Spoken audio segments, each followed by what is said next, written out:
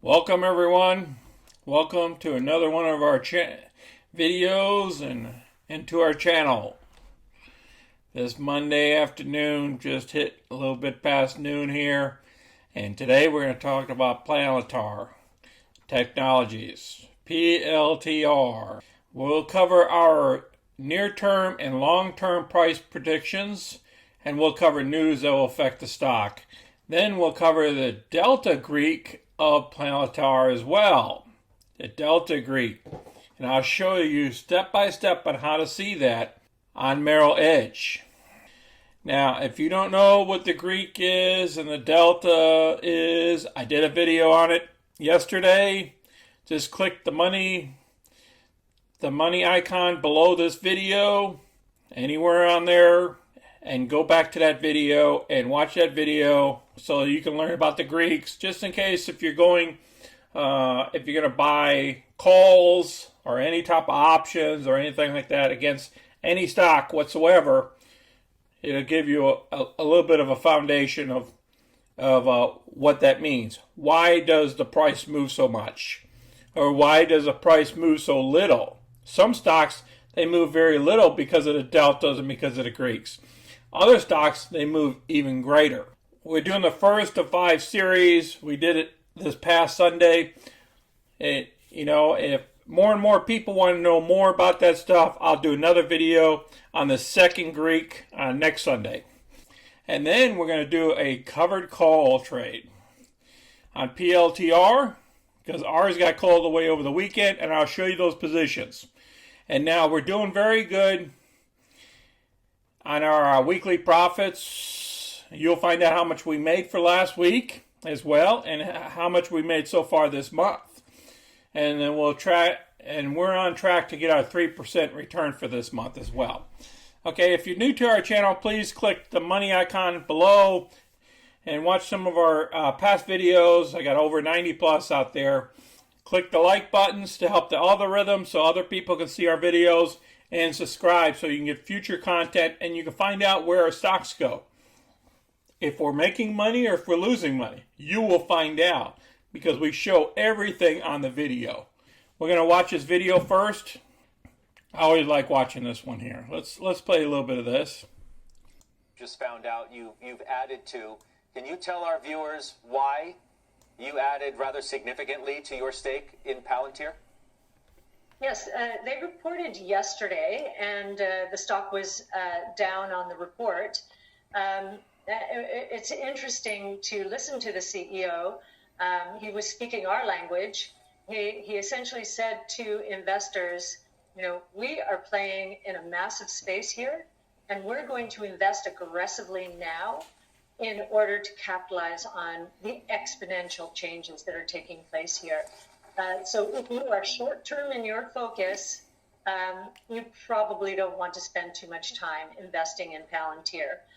So that's music to our ears, because, and we do believe more and more companies are going to start behaving in this way instead of catering to short-term time horizons and we would say, in some cases, short-sighted shareholders who are much more interested in profits now, dividends now, share repurchases now, than they are in a company investing aggressively, foregoing short-term profitability in order to really catch some very big waves out there. So I'm astonished. Their revenues are still 61% government, but I've learned, and I think most people in the innovation space have learned over time, that some of the most important innovations in our lifetimes have started in the government, especially in the defense sector and in the intelligence sector. I like listening to her starting off because she talks about innovation and where this company is heading for the long term. All right, the next thing I'm going to cover is the short interest in the company. Short interest percentage off the float is only 4.41%. That's a good thing. It's a positive thing. When there's less short interest in the company, that means shorts are afraid to short the stock because it's going higher. Okay, does that make sense? I hope it does to you. That's why I know the stock is going higher. There's only a 4.41% short interest. Now, the float size is pretty large out there. It's 1.28 billion shares of the outstanding 1.8 billion shares. Not million, 1.8 billion shares of outstanding. Now, the lockup will happen soon. And I believe the 6th month is coming up here next month. And that's what we need to be aware of. This is more of the short volume of dollars worth. It's been going down. They used to have a short size of like 98 million shares or almost 99 million shares in January. And then it dropped almost 50% from that change, which is a good thing. But then again, remember, the price at that time period was at 35. Now when the price is down here at 24, the people are not interested in shorting the shares as much. All right, I will put this information down below as well, below the video. Let's go look at the price right now. Right now, as we speak, at 1:17 Eastern Time, the price is at 26.63. Let's look at the chart. Where do I think she's going? Like I stated, remember, we're only 5 months. The company's only been around for about 5 months now, since October. And once the 6th month is up, some of the insiders might start selling shares or stuff like that into the open market. So I think she could drop down, and I'm thinking somewhere around the 20 mark. But I still think she's going to go up within 6 months up to about 38 or greater than that. So here's a little bit of news that came out just the other day. They're talking about this French company here, a long-term strategic partner. They went into I believe this is a 6-year contract. And they talk a little bit about their company. Their company is a major player in the automotive industry with 266 industrial sites and over 114,000 employees in 35 different countries. Palantir will be supporting these guys in all these different countries. So this is all about revenue here. Now, the bad thing about it is we don't see any money.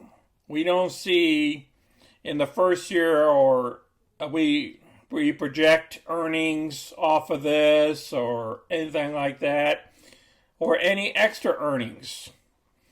See, they have Palantir also expanded with 3M with the supply chain. Again, another contract here. They got multiple contracts, IBM and them, they partnered up. Okay, there's so much news that's been hitting, okay, on the stock. But the thing about it is you look for the money. How much is this going to grow our revenues? Yeah, it's great that we got these contracts, but where's the money at? Like, is this a $4 billion contract? Is this a $300 million contract? We don't know. Our balance is still up there. Okay, that's good. All right, now, in order to check your delta on the Greeks in your option area, you got to go into research. You hit options, and then you go over here. You see over here, build a strategy. Okay, you put down PLTR. You hit build strategy. At this, the entry-level options, click that. Only show strategies currently approved. Okay, you have to be approved for options, just so you know, with your brokerage company. What we have is, we have calls and puts, or, hold on, let me take that one out. All right, here we go, covered calls right here. So we're going to click the covered call. We're going to go ahead, and the strike price that I'm looking at is the 28 calls down here. And purchasing at whatever the current price is.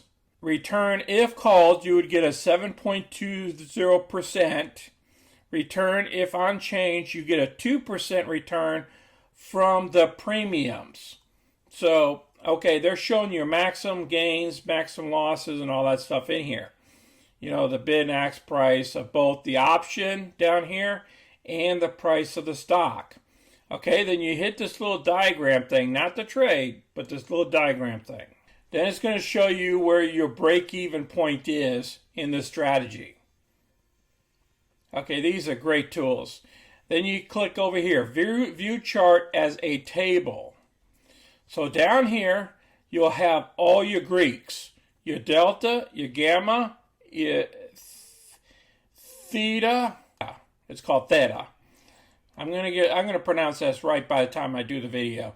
Okay, vega and the rho, yeah. You look at your delta, and then you go down to your strike price is 28, and they'll give you an estimate profit or loss per option. This is per option. So if you're doing 5 options, then you got to times it by 5. And then you look at your delta. Your delta is minus 50 cents. So what does delta mean here? Watch that video that I did on Sunday. Trust me, you guys will learn about this. And when the weeks to come, you'll learn about this. Because all these have some type of effect. You don't even have to know about this one. Because the interest rates haven't changed much. It's all based off of a certain interest rate. And we'll discuss that when we get to it. All these have something to do with the options, movements. How they go up quicker or they go down quicker. Just wanted to show that to you. All right, now let's move on to part 2 of our trade. We're going to be doing a trade. The market's, well, it's kind of borderline here on the S&P and the Dow. I think she wants to do some pressure on the downward. The oil looks like it's down a little bit. The Nasdaq's up a little bit, and the Russell's up just a little tad. Go ahead and hit Palantir here. Okay, I see that she kind of wants to go in a downward motion here today, but let's see what the band is looking like here. See, I just don't know. See, in October, when she went public, so in April, they're going to be releasing their extra shares. Let's look at the 15-minute here real quick. She looks like she's still in this upward trend here. That upward trend will probably top. Well, if the market still stays green by the end of the week, I'm thinking somewhere around $28 a share. She could keep going up. Let's go ahead and pick up a good price. Probably about a 28 strike price. Let's see what we can get over here in Merrill Edge. Let's look at the balance. Look at that. Okay, we're up a little bit here. We're over 120,000. We like to stay above that. Look at our options here. PLTR. We're looking at any type of special news here. We don't have any more information coming out. In the beginning of the video, I'll be showing you guys a lot of other stuff, news and stuff like that. But we're just focusing on the trade here. We're only up about 8 cents right now. Our call options. It looks like there's aggressive call volume here at the 27, the 26, the 28, and the 29s. And there's a huge amount at the 30s. So I'm not going to go way out to the 30 because there's no premium there for us. Otherwise, if we're going to do 30, we might as well just stay where we're at. I mean, don't even do any covered calls. But like I stated, I think we can go up another $1 in a week. So let's go ahead and do the 28s this time, okay? Let's go outside the money. We're going to do a trade. It looks like it dropped a little bit here. We're going to do a buy right. We're going to buy, and we're going to go with 500 shares. Our expiration date is going to be the weekly. Our strike price is going to be the 28. We did state 28, right? Wow, she's dropping a little bit for us. Interesting. Okay, so the price is going to be volatile. It's just going to jump around here. Let's go ahead and go. That'll be fine. Okay, we should get about $885 out of this as estimated gain. Preview. And let's go ahead and submit. Okay, looks like we got executed here. That's good. The order went through. Go ahead and check out our position now. We got Palantir right here. You kind of see I put it in black now. Apparently some people thought if I left it in red, it looks like it as a loss. But these are going to be our profits for the week. Off of Palantir would be $882 if it matures at 28 past our strike price. So $882, not bad for 5 days worth of work. Okay, now let's look at what happened over the weekend here. Our first week, we done $1,638 for the week. And then our second week, we done $903. See, our ARKK got assigned over the weekend on Saturday. And we got to keep $259 for 4 days worth of work. I know it was a rough 4 days for us on there, but we did okay. And then, what other stock gave us money? Here we go, Palantir. We picked up $644 for the week. Wow, we had to do a lot of work there to get our $644 in a 20-day cycle. Because remember, we got in kind of a high note here, and then we had to kept doing some covered calls and kept doing some trades. And it worked out for us, and we picked up $644 in a 20-day period. Not too bad. Okay, so that's how we got our $903 for last week. Those two trades. We got a lot of things set up for this next week. We'll see how they all mature.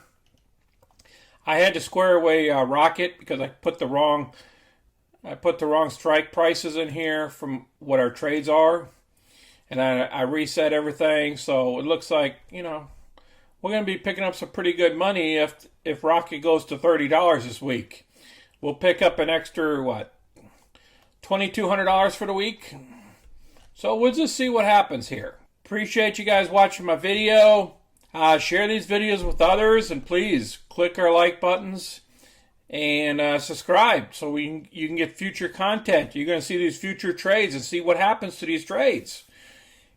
So we can get closer to that $1 million mark. If you have any video ideas or any subjects that I can help you folks on our channel, go ahead and put them down below. And also put down your trades. If you're doing well in these covered calls or you're selling puts, tell us your stock and tell us your positions and how you did it. Okay? I appreciate it. You guys take care of yourselves and take care of your families and have fun this Monday morning. This is Sonny. I'm out.